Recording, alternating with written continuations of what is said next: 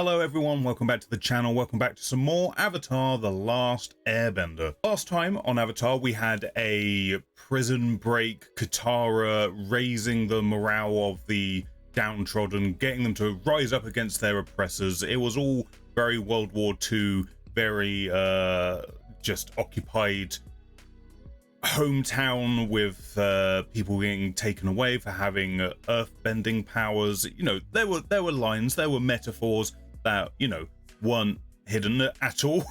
They were very on the nose. Like I've been saying for all these episodes, it's actually pretty impressive for effectively a kid's show to be touching on those themes in a way that feels truthful and yet not too heavy-handed. And yeah, it was a good episode. It was fun getting to see Katara inspire a group of people and be a leader in that way, and I assume we'll see more of those people in the future when Aang and Katara and Sokka need some help. They're building some allies. They've got some allies coming up their way. But that was last week. We've got a new episode to watch today, but before we do, please remember to hit the thumbs up if you enjoy the reaction and the review that happens afterwards. Leave a comment down below. Let me know what you think about this episode.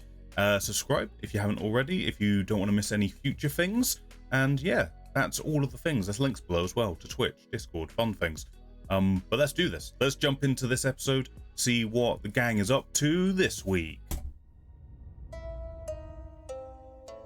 The Spirit World, Winter Solstice Part 1. Part 1? We got a two-parter?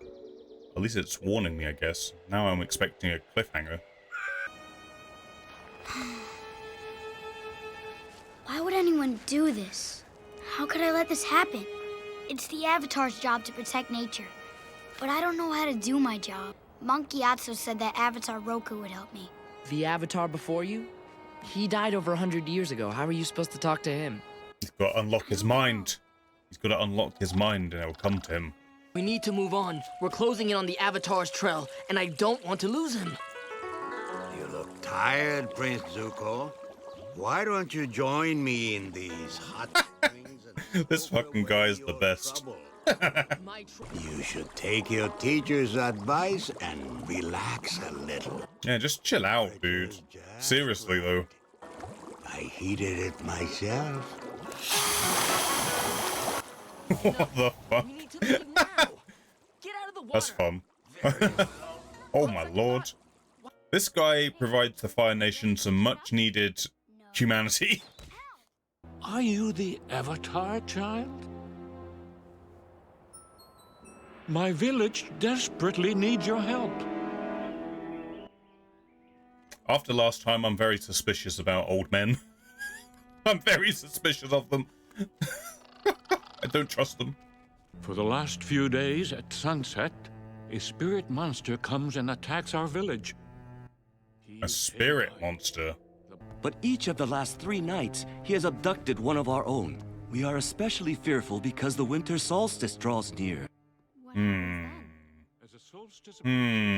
I'm thinking this is someone in disguise. I don't know if it's an actual monster or not.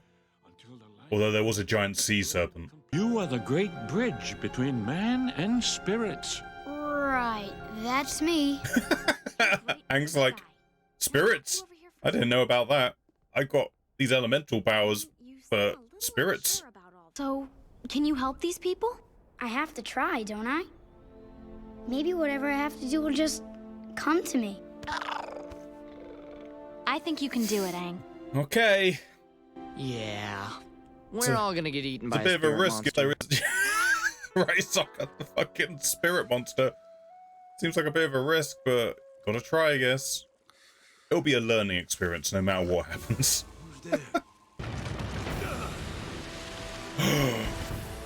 Earth Nation!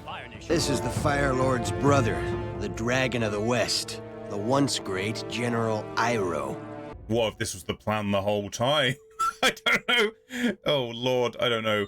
I feel like something's happening there. Maybe not all what it seems. That or Prince Zuko's got to do a fucking rescue mission, which will be interesting. Spirit, I hereby ask you to please leave this village in peace. That'll do it. Okay. Well, I guess that's settled then. Oh my lord, it is an actual spirit. It's an actual spirit. Okay. I was expecting someone in a weird disguise, but that seems spirity to me. My name is...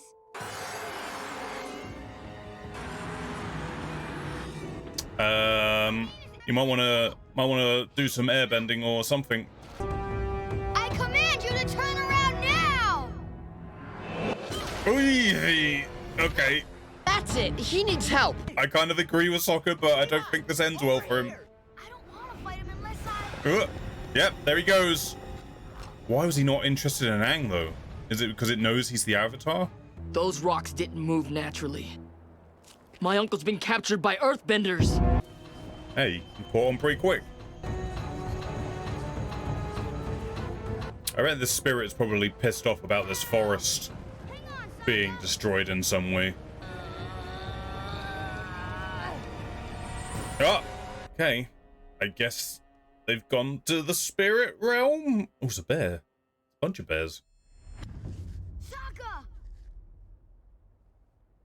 I feel like he's woken up somewhere else. Yeah, I'm assuming the spirit is linked to the forest destruction in some way, and yeah. What has happened to him? What is... Could they not put some clothes on my man? I acknowledge my defeat at Ba Sing Se. After 600 days away from home, my men were tired, and I was tired. We're getting that lore. We're getting some lore on him. I'm wondering where this is going to go. I think he's left something to be followed, hasn't he? Yep. He leaves a trail. He's like fucking Merry and Pippin. Katara? Katara, I lost him. I think you're in the spirit realm. Yep, you're all blue. You're all blue. You're a ghost. Spooky ghost. I'm in the spirit world. Fascinating. I did not expect all this spirit stuff. Avatar Roku, how can I talk to you? He's like a force ghost trying to talk to another force ghost.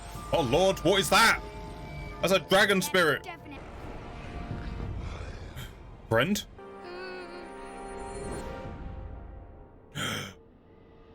Whoa, Dragon Rider. Is there some way for me to talk to Roku? Off board. We're going for a spin. Amazing. Whoa. What's the problem? He can see it? What? What does that mean? What does that mean if he can see the things? Is he spiritual? Avatar-y? Questions. So many questions. Oh my god. Oh my god. This fucking badass right here. In his fucking loincloth. This is just a statue of Roku. Is his spirit inside it?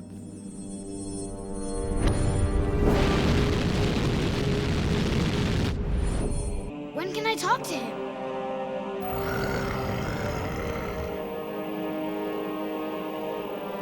When the light hits the statue? It's a calendar, and the light will reach Roku on the solstice. Aha! So that's when That's how this all links together.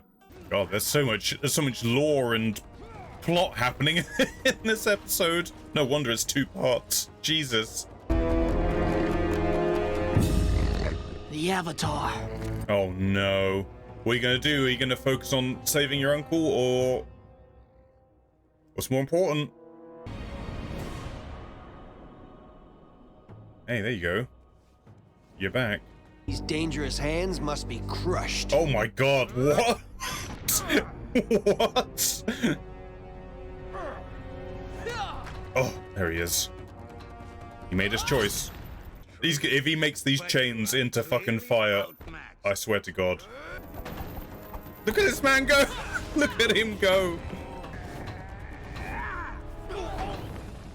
Jesus. This is why he was a general in their army. God damn. I was expecting the chains to be like heated up, Put on some clothes? but it was still pretty fucking cool. It was still cool. Jesus. Right, Aang, have you figured this out? You got an idea? Oh? Spirit power.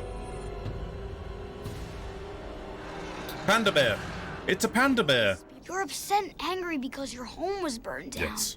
But my friend gave me hope that the forest would grow back.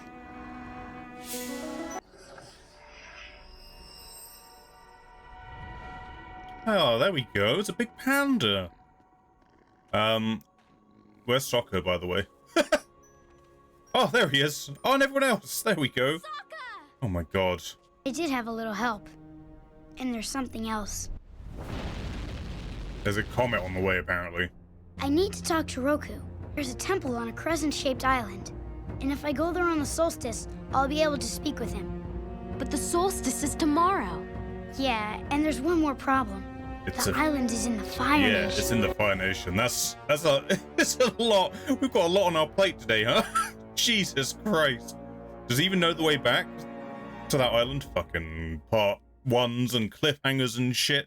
I'm amazed a lot of that got wrapped up. Jeez, there was so much. Oh my lord, oh my lord. Another just jam-packed episode. So much happened in a short space of time. I really wasn't expecting us to be dealing with any kind of like spiritual elements, like full-on literal spirit of the forest, and becoming a spirit form. Or I mean, I guess there was hints of that because he is meant to commune with his previous self, and they're linked in some way, so that is spiritual in of itself. But to actually have a spirit realm that he can go into and meet a spirit dragon and fly, that I was not expecting any of that. That was nuts. But with all that spirit stuff, we've learned of a bit more about Roku, the previous Avatar, who was a Fire Nation, firebender, who was also the Avatar, who has news of a comet, which may be on the way.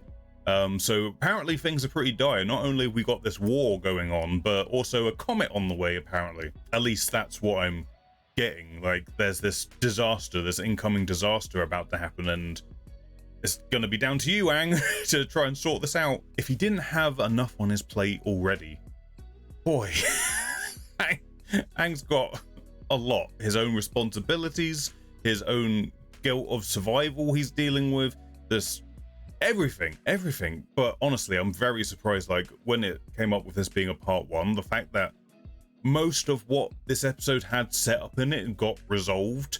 Like, you know, the spirit realm stuff I thought would lead into the next episode, and I thought the kidnapping of or the imprisoning of General Iroh, I can never remember his name. Iroh, General Iroh. Yeah, having that, I thought that would carry over. Like, I was expecting like a cliffhanger moment for each of those parts of the episode, like the bit where Prince Zuko was like, am I going to go after the Avatar, or am I going to go after my uncle? And maybe the cliffhanger would be the moment when he got there to rescue him or something, and then it's like, well, what do they do now? Cliffhanger for them. And I thought, like, whatever the dragon spirit was going to show Aang, that would be the cliffhanger for him, and maybe it would show where Sokka was taken to or something along those kind of lines. But the fact that all of that got resolved, like Sokka's back, that we saw the prince make his choice, and how they did some badassery to resolve that situation. And yeah, the main cliffhanger was just that, oh, I need to get to this Crescent Moon Island in the Fire Nation to talk to the previous Avatar about this comet that's on the way and other things, to maybe learn a little bit more about this whole Avatar gig.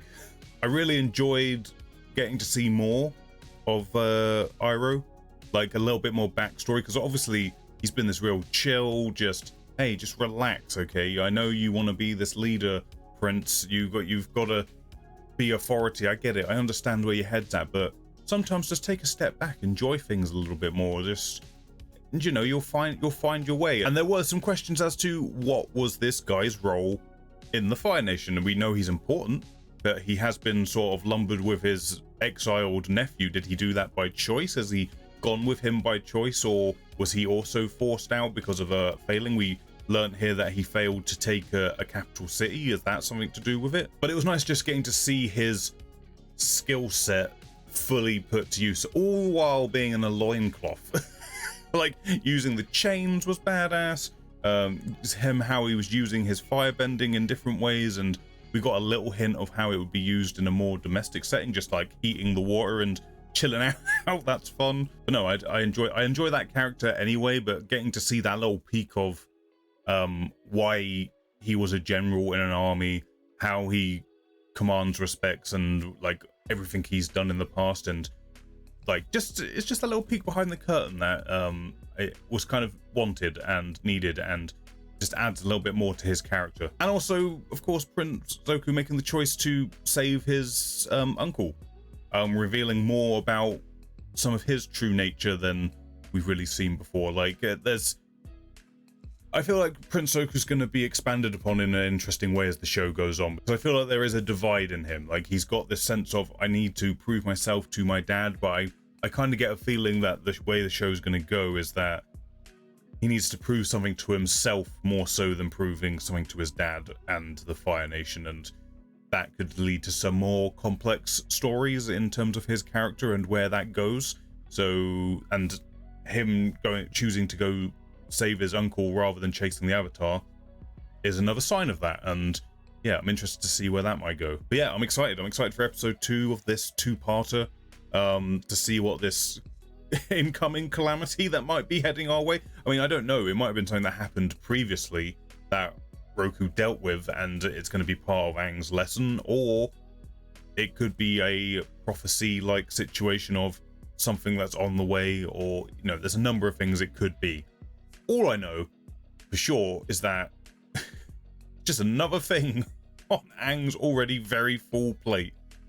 Boy, he's struggling with it to begin with, and now this, but he did master the art of communing with a spirit, and relatively quickly, so fast learner, I guess, fast learner. And I did kind of like the metaphor of even when like the forest is burnt away, there's still hope in the apparent darkness of something growing from that, something potentially better coming from that. Just the idea of, even though the world right now in the Avatar world is shrouded in this darkness of war, this oncoming potential comet that might be impacting, there is still hope. There is still hope, and you are that acorn, Aang. You are the acorn.